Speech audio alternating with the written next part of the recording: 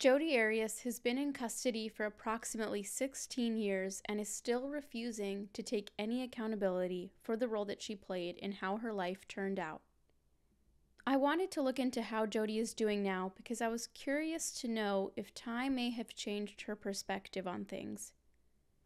As we get older and mature, we may be able to see the past more objectively and our role in it. What I found is that time may change things, but it hasn't changed Jodi. Jodi may look older now, but she seems to have the exact same mindset that she had back in 2008. So let's go ahead and jump right into it. We can see traces of Jodi's perpetual victimhood on her website, Art by Jodi Arias. On her blog, she claims that the prison staff are unfairly restricting her access to art supplies. This post reads, "By 2014, during my 6th consecutive year in county jail, the jail staff had developed an odd fixation with my art.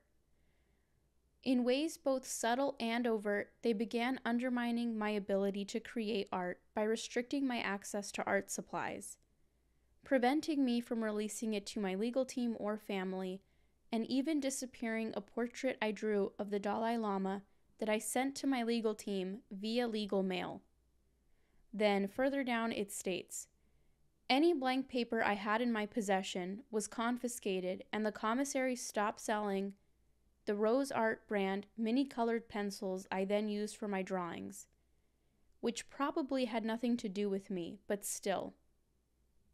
I love that Jodi isn't entirely convinced that the commissary no longer having her favorite colored pencils in stock isn't a deliberate attempt of the prison staff trying to thwart her creative genius. Any other inmate probably would have just shrugged it off, understanding that the jail commissary stock probably fluctuates time to time.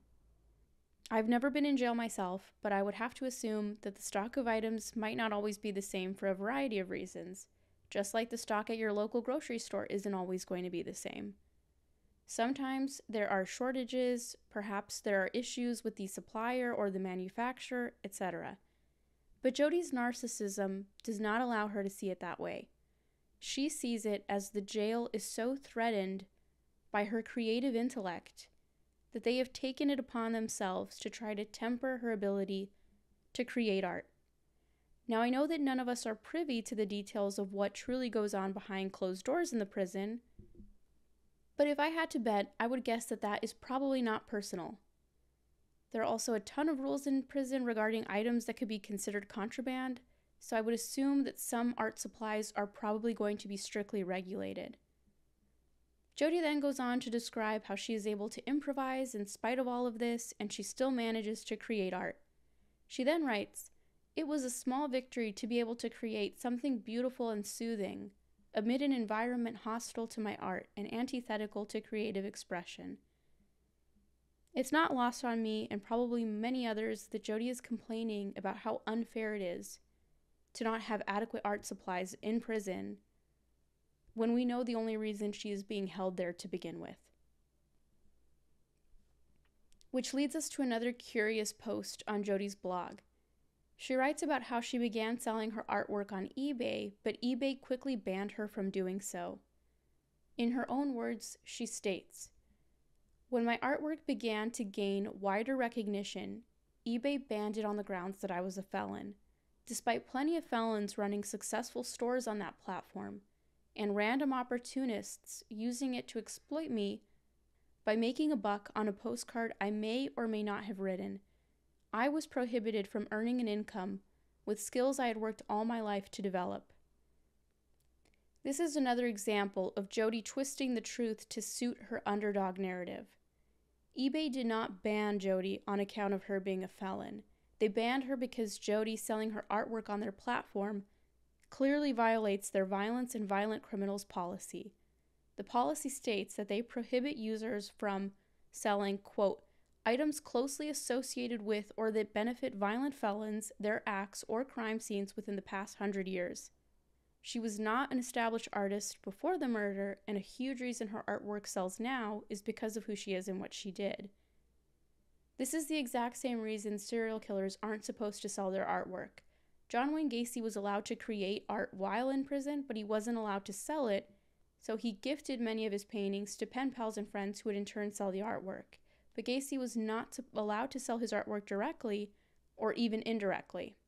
So the reasoning for Jodi being banned from eBay is pretty cut and clear, but she would lead you to believe that she's arbitrarily being singled out. Again, it's not her fault that eBay is picking on her.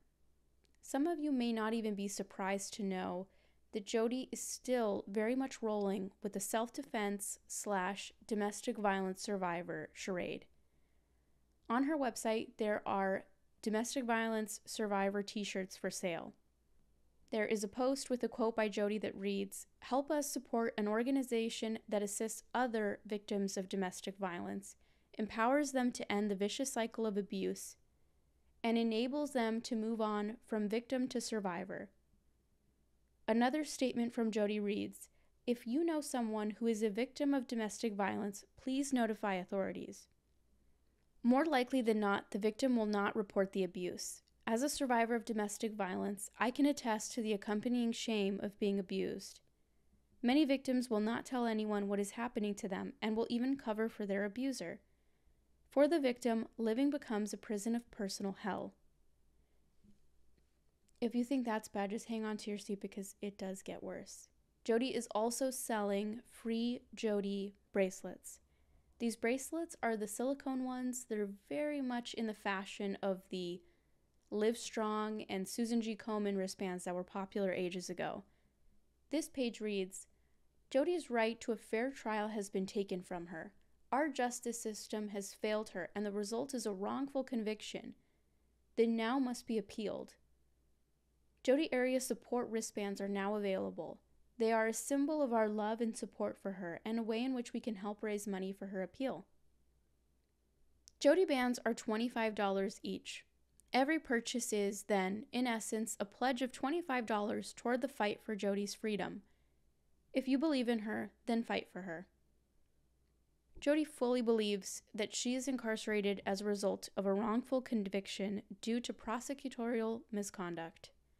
The reality is, the state had a slam dunk of a case. They had overwhelming evidence to show that this was a methodically planned execution. Crime, and murder in particular, tends to have a ripple effect. In other words, Jodi may have only physically and directly killed Travis, but she ruined so many other lives, including that of her own families, in the process. Travis was raised by his grandmother, Norma Sarvey. Shortly after Travis was killed, Norma's health tanked, and she passed away shortly before jury selection.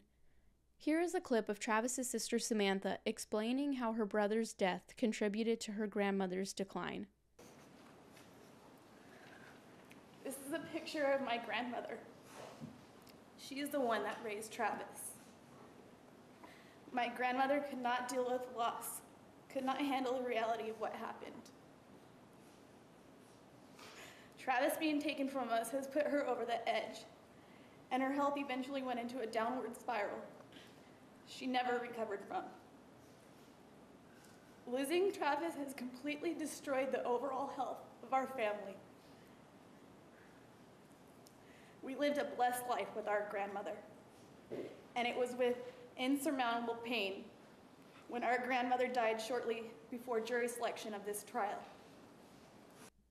Jodi's actions had disastrous consequences on her own family as well. In an interview with Feminine Collective, Sandy Arias discussed how hard the trial was on the entire Arias family. Jodi's younger sister, Angela, was bullied ruthlessly online and seems to have suffered socially as a result of Jodi's notoriety.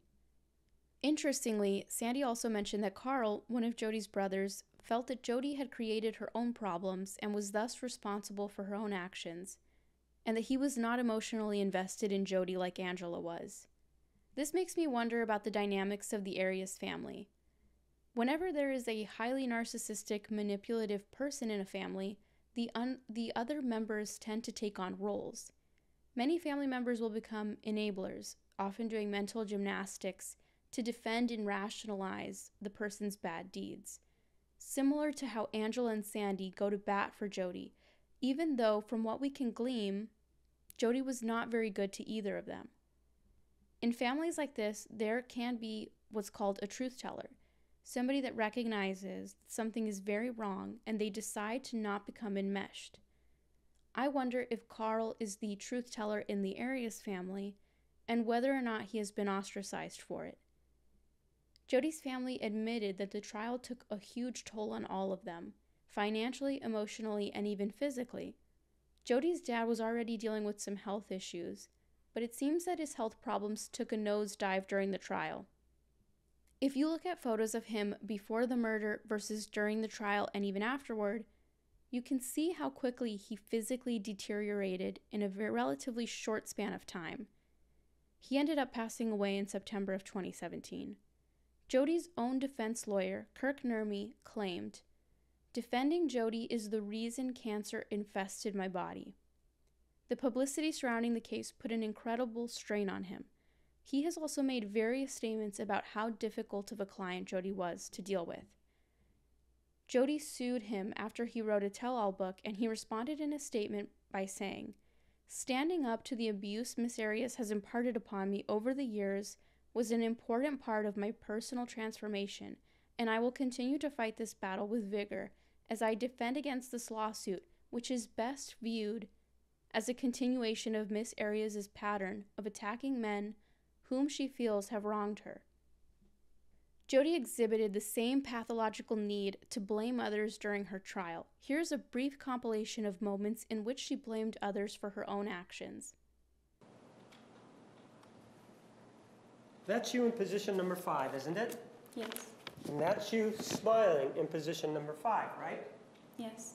But you have a reason as to why you were smiling there, don't you? Yes. Let me have an exhibit mark so we can see what the reason is.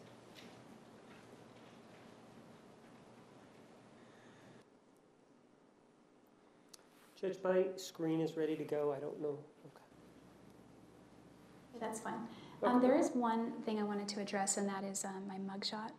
And I think I did a little tilt on my head and gave a little smile. There's been a lot of attention given to that, especially on the internet. People speculating, why did I do that? How could she smile? I just want to address that because I think that people don't really understand. And there are a few reasons I did that, and one is one of my first thoughts when I was actually being booked. I was a little like, wow, I see this stuff on TV all the time. This is so interesting. It's almost just like it is on TV. And I thought to myself, what would Travis do if he were in this situation? This is why I'm here. And barring the fact that he would likely not get himself into such circumstances, he would be smiling. He would be like, hey, he would just flash this grin that he always does. And so there was part of that, and then also part of the fact that I knew it would be all over the internet, so why not? And then there was also the fact that I know that I'm innocent, and even though this is a very serious thing to be charged with, there's no reason for me to be sad, because I know that I'd never hurt Travis, and there's no reason to be upset over this in my mind. I have faith that in the end everything will be made known, everything will come out, and in the meantime, smile, say cheese. Ma'am, with regard to this particular issue here, it's really not your fault, the way you explain it there, that you were smiling there. Objection, argumentative. Sustained. Well, you actually indicate that the reason you do it is Mr. Alexander, right? That's one of the reasons. Well, no, you didn't say that that's one of the reasons, but Mr. Alexander's dead at this time. He's not going to know about it, is it? Is he? Well, I believe he would. You think he's in this life now and knowing about this, I right? didn't say that. You made that decision yourself, didn't you? Yes. You didn't do it with the consultation of Mr. Alexander, right? No. Even though you say that's what he would have done, you have no way of knowing that that's what he would have done, that he would have smiled, do you? I have a way of knowing, but it's more like speculation. Right. You wouldn't know if that's what he would do or not, right? Not for sure. Objection, ask, ma'am. Overruled. So you just made that part up, didn't you? I said that based on how I knew him. And you did that to make yourself look better. In other words, you're saying, don't look this way, look over there. Objection argumentative. Compound question. Sustained rephrase. You said it because you didn't want the light to be focused on you for smiling. That's correct. And so you called Mr. Alexander and you left him a message, right? Yes. Let's play it and hear what you said. Hey, what's going on? This is all tonight. Anyway, right around the time you're starting to gear up. I know Leslie called you, so I already talked to her, so you can call her back if you want, but it's not necessary. My phone died, so I wasn't getting back to anybody. And what else? Oh, and I drove 100 miles in the wrong direction, over 100 miles, thank you very much. So yeah, remember New Mexico?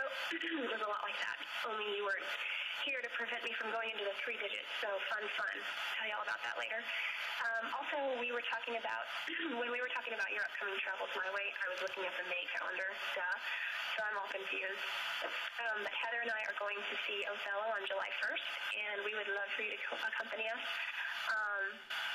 I don't know when Team Freedom's event is, though, but, you know, it's on the list, so we could do Shakespeare, Crater Lake, and the coast. So if you can make it. If not, we'll just do the coast in Crater Lake.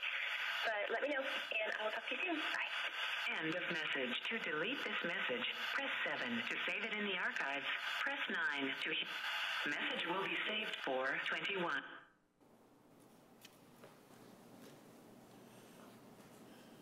That's you, correct? Correct. And that's you lying on the message, right? Yes. You're telling or leaving the message for Mr. Alexander indicating that you got lost, fun, right? Yes. That's not true, right? That's not true. Asking him or talking to him about coming up to visit you up in Wairika and doing some of the things that you mentioned, you know that's not true also, right? No, that was our plan before June 4th. That was the plan before June 4th, but you're talking to him or leaving the message for him indicating that, you know, you're sorry you couldn't stop by, but you guys can make up for it up in, when he comes up to visit you, right? Yes. That's a lie. Yes. And all of these lies, ma'am, are meant for your benefit so that you can escape responsibility. I don't see how that's to my benefit, but I don't know what you mean by benefit, but yeah, so I could escape whatever for the time being. Well, now that you keep saying for the time being, you would have been happy to avoid the consequences for a lifetime, wouldn't have you? I can't say I would be happy, but I You don't would know. have preferred that though, right? Objection relevance.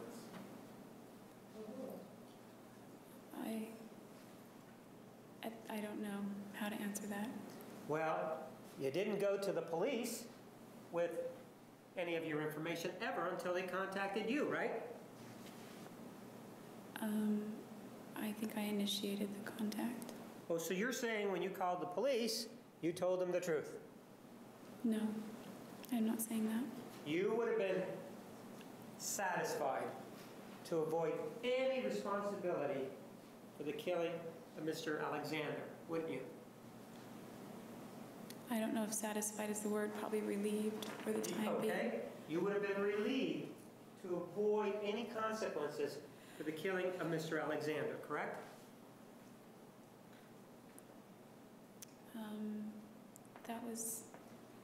That was my goal for Right. that day. And that's why you left this message that we heard in exhibit number 365, right? Yes, well, that's part of the reason. Well, that was the main reason, wasn't it? Yes. I mean, there would be really no other reason to leave a dead man a telephone call, would there? I probably wouldn't have done that, but Leslie said she called his phone asking for me because I was missing, and then I thought, well, maybe I should do something about that, and that's why I did it. So ultimately, that was the main reason, yes. So you're looking to Leslie Jodi as the reason why you left that telephone call, ma'am? No, I said the other to avoid whatever was the ultimate reason.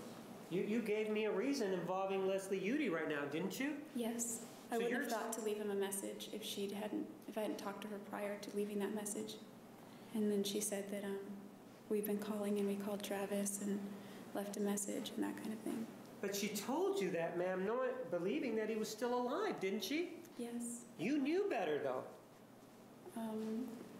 I think I did. And so you didn't have to follow her advice, right? She didn't give me any advice. Well, you didn't have to follow her words, did you?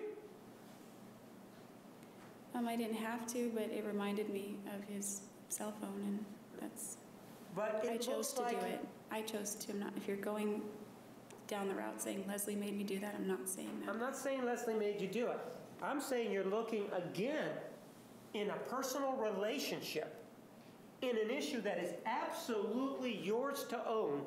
You're looking for somebody else saying, Leslie Jodi, I talked to her, and as a result of talking to Leslie Jodi, that's why I left this. Objection argumentative. Sustained. Ma'am, Leslie Jodi really didn't have anything to do with that call, right? I made the call. I just got the idea after speaking with her. So she was the reason why you had the idea then? That kind of, I guess. And according to you, if it had not been for Leslie Jodi, you wouldn't have thought about it, right? I probably might have thought of it eventually, but maybe not. I don't know. I just know that I thought of it after she mentioned she had left a message on his voicemail. And so because of this outside stimulus, you decided to leave this message, right? It was your decision. It was my decision.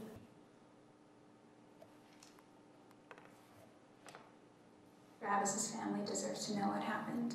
And because I may be the only person that will ever be able to say what happened that day, at least for now, I believe that one day all things will be made known.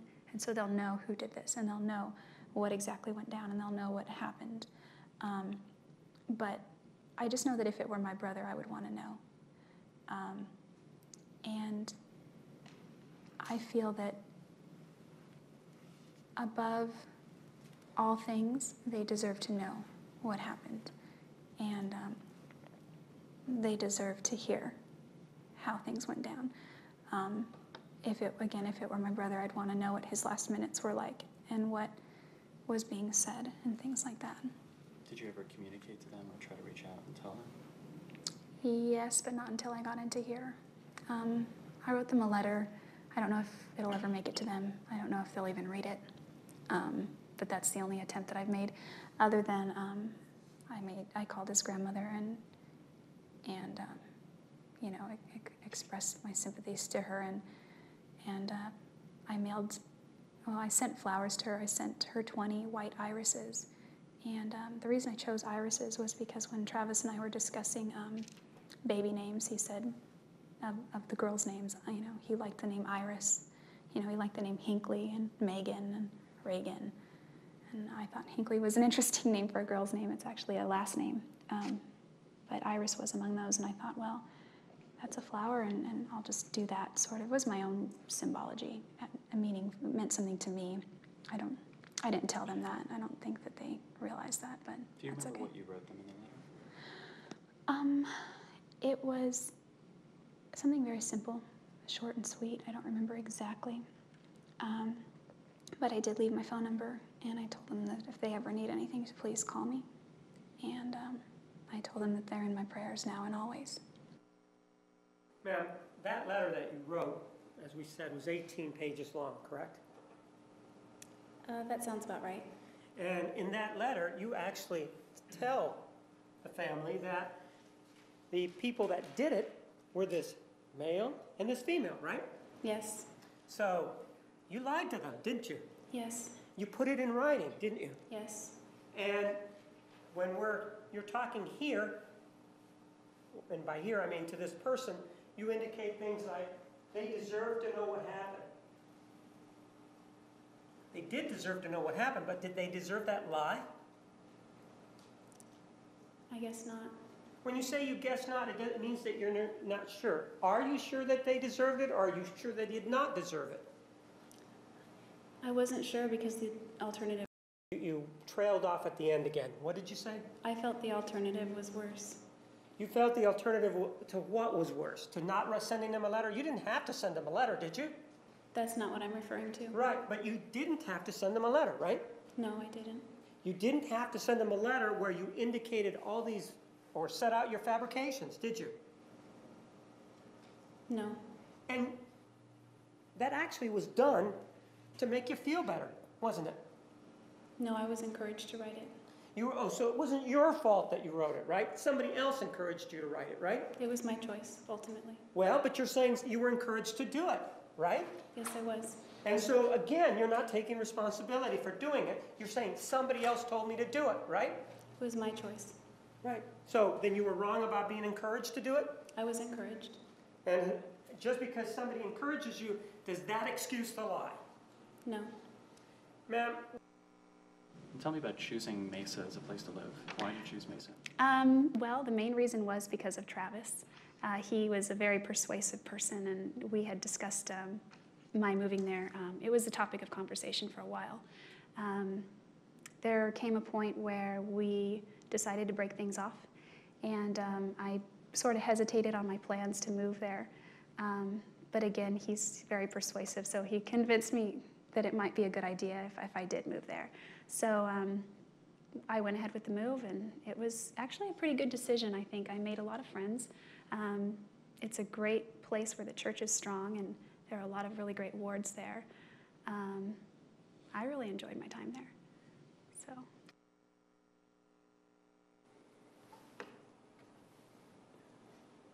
Ma'am, in it you are telling us there that it was Mr. Alexander, and he's the reason why you moved here, right? Yes. And it also appears to say that, well, it was his fault that you came here. In other words... Objection and mischaracterizes her statement. Rephrase. In other words, you said, he is so persuasive, he convinced me that it might be a good idea if I did move here. That's what you said, right? That's what I said. He convinced you. That's what you said, right? Yes. Which means you didn't want to come, right? Not after I found out how promiscuous he was. Ma'am, am I asking you that? Isn't it true that you said that he convinced you that it might be a good idea? You're saying that he convinced you, right? Yes. Objection asked and answered about 3 times now. Sustained. And that he was very persuasive, right? He was. And so what you're saying is it wasn't your fault. Objection, argumentative, asked and answered again. Overruled. You may answer that question. What do you mean by fault? What does fault mean to you? Culpability. Pardon? Culpability. Right. He was culpable. He's the reason why you're in Arizona. I wouldn't characterize it that way.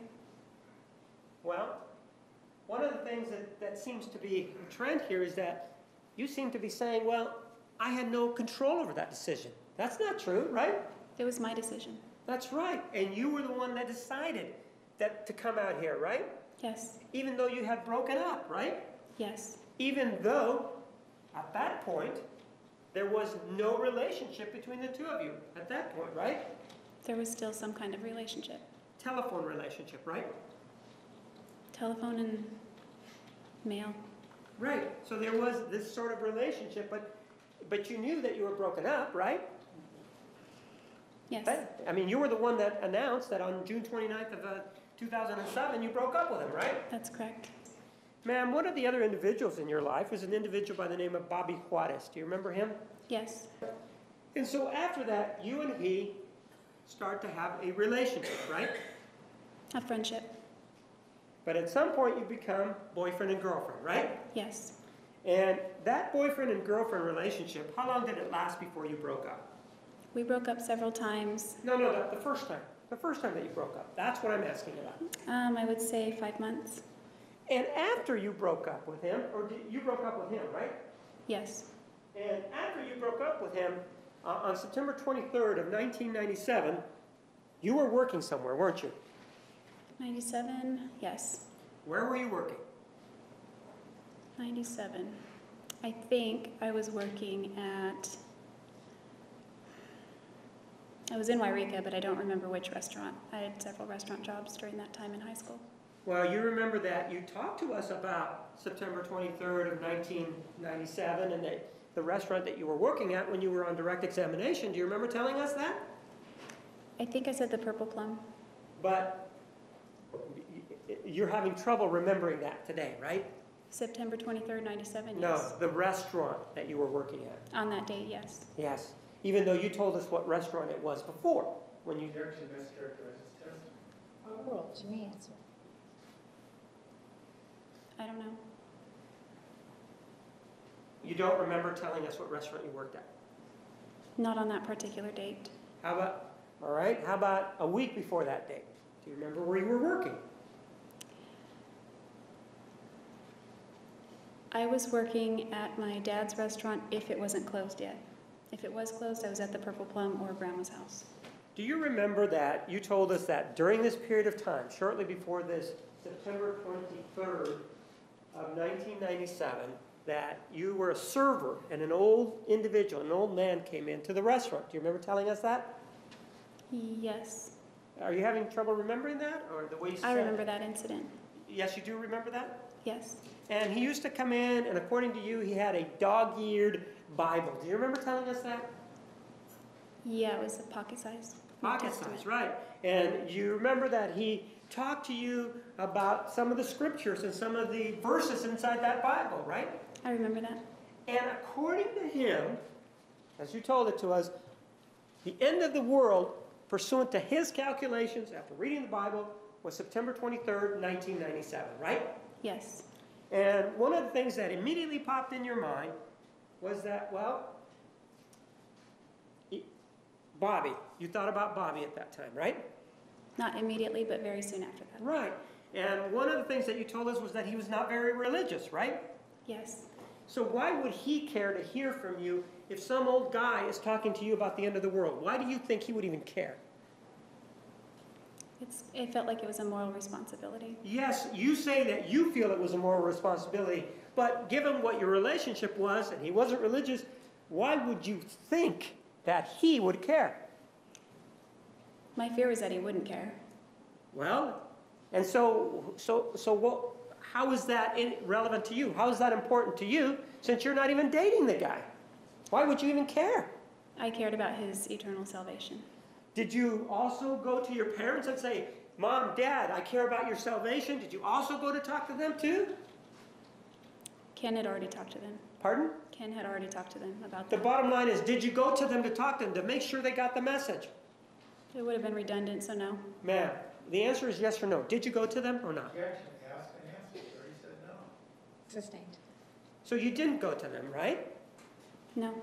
And did you go to anybody? You were still in high school at the time, right? Yes. You didn't go to anybody else in high school with this message, did you? I talked about it. You didn't go to them with the message the way that you approached Bobby, though, did you? Objection, asked and answered. Overruled. Well, since Bobby and I weren't talking, I guess that would be correct. Right, because, and let's say, for example, if the people that you went to talk to at your school, high school, said, hey, I don't want to talk about it, you'd leave them alone, right? Objection calls for speculation. What she did 15, 20 years ago. Oh, What she would have done. Overruled. I guess so. Pardon? I guess so. Well, no, you were the person back then, and you knew how you were, right? Yes. And you wouldn't have. If they'd have told you, leave me alone, you'd have left them alone, right? Yes. Well, but you treated Bobby differently, didn't you? No. Well, isn't it true that you picked up the phone to let him know about this impending doomsday and called him, didn't you? That's the reason I called him. Right, you did call him, correct? Yes. And you called him, and he answered the telephone, right? Yes. And you identified yourself, didn't you? No. Well, you spoke, didn't you? Oh, I did identify myself. I'm sorry. Yes. And he knew who you were because you identified yourself, right? Yes. The first night. Ma'am, is that yes? You did identify yourself, right? I said yes. And he hung up on you, didn't he? Yes. But, and according to you, the reason you were calling was because, well, it was the end of the world, right? No, not Well, yet. didn't you tell us that the reason you were calling him was because September 23rd of 1997 was impending and you wanted to let him know? Yes. So, after that first call, he didn't call you back, did he? No. But you persisted, didn't you? I called the next night. The answer is you continued to call, right? One more time. Yes. Right. And you called the next night again, right? Yes. Didn't you get the message when he hung up on you the first night that he didn't want to talk to you? Objection, argumentative. I got that impression. If somebody hangs up on you, isn't that a clear message to you that they don't want to talk to you? More Not than an impression? necessarily. Pardon? Not necessarily. So if somebody hangs up to you, that doesn't necessarily mean that they don't want to talk to you? No. Well, what other reason would they be hanging up on you if they don't, other than they don't want to talk to you? It could be accidental. It could be a malfunction of the phone. It could be anything without explanation. I wouldn't know.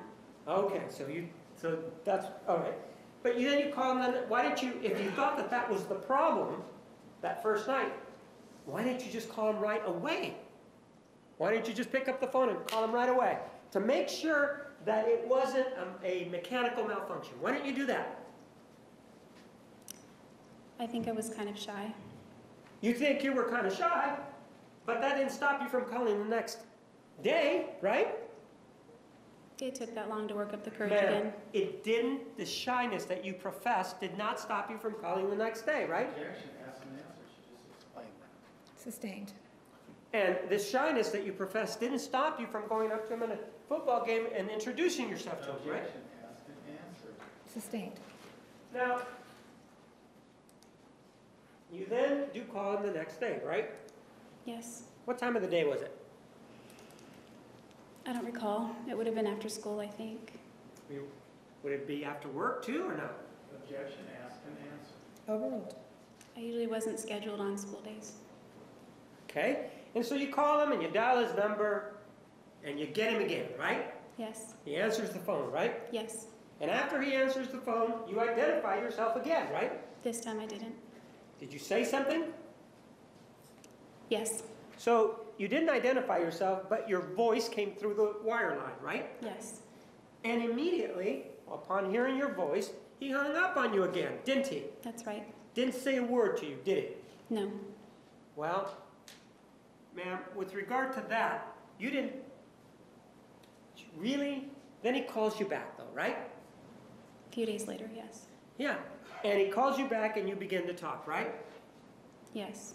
And it really isn't your fault, you can't take no responsibility for it, that he actually called you back, can you? Or that the friendship was rekindled, right?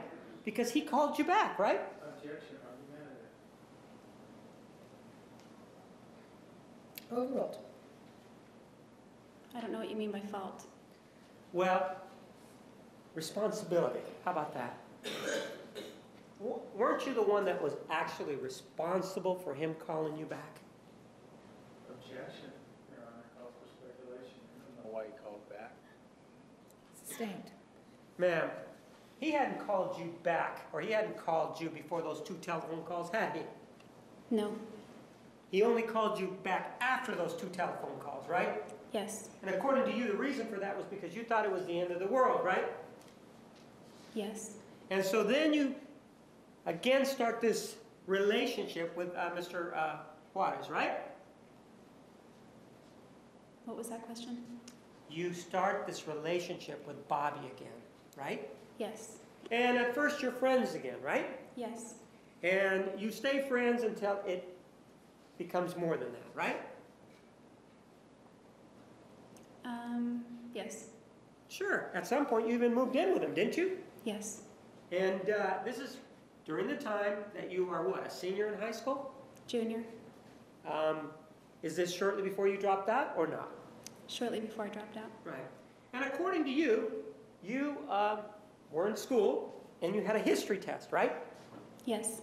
And the way you told it is that you were very studious.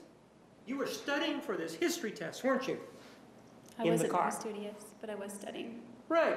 You were studying at a time where you had to be somewhere else, right? Yes. And your father caught you, right? Yes. Well, the reason you were studying at a time that you should have been in school was because you hadn't prepared for whatever reason to be ready to take this test, right? That's right. But that's your fault that you weren't prepared, right? Yes. But the way you made it sound when your father grounded you was that he was being mean to you, the way you presented it as part of your childhood. Objection, argumentative, Your Honor. Sustained. Were you happy the fact that he grounded you for 3 months? Happy? No. You're pretty unhappy about it, weren't you?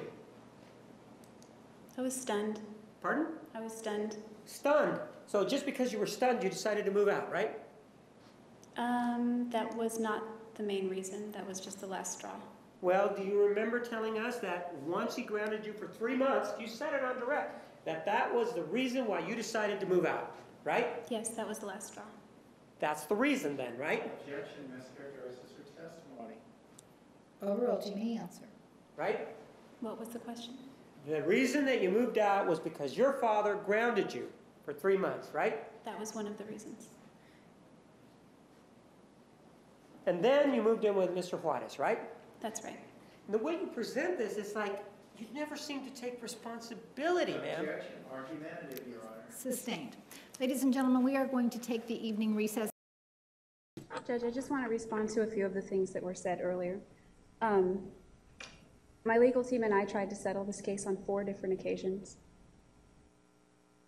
before trial. We tried 2 times before the 2013 trial, and what Samantha said was not accurate. I was not the one who refused to settle. It was Travis's family who not only refused to settle and insisted on both trials, but then they bragged about it all over social media, including posting a group photo on the steps of this very courthouse, holding out all of their thumbs down, refusing to settle. So as you can see, throughout the trial, Jodi externalized blame for both big and small actions. It was Travis's fault that she smiled in her mugshot. When she left him a voicemail after killing him, that was Leslie Udy's fault. When she moved to Arizona, that was Travis's fault because he convinced her to move. When she was confronted about having the gall to send his family a letter after the killing, she claimed that she only wrote it because someone else encouraged her to. She had a long history of stalking and crossing boundaries with ex-boyfriends. Her ex-boyfriend Bobby had told her to leave him alone after their breakup. Despite this, Jodi continued to try to get in touch with him. She claimed that the only reason she did this was because a regular at her parents' restaurant told her that the world was going to end soon. So she had to get in touch with Bobby because she was worried about his eternal salvation. When she was in high school, she ditched school to study on a test, and her dad caught her and, very reasonably, grounded her. She still resented him over a decade later for having grounded her. She even blamed Travis's family for the case going to trial. Let's end this video with what is perhaps Jodi's final act of cruelty. You may remember that during the entire trial, she claimed to have no memory of slashing Travis's throat. During this same time, Travis's family shared that they could only hope that their brother was not conscious by the time his throat was cut. They had shared that the hardest part of everything for them was to imagine that he could have been aware during that moment and wondering how much pain he could have felt. That was absolutely torturous for his siblings. After Jodi was convicted, she was angry at his family because they had expressed their understandable dislike of her. In a final act of cruelty, Jodi decided to get back at them by sharing this little tidbit of information. I do remember, as I testified to this, I'm sorry, I think I would have testified to this in the 2014 trial. I do remember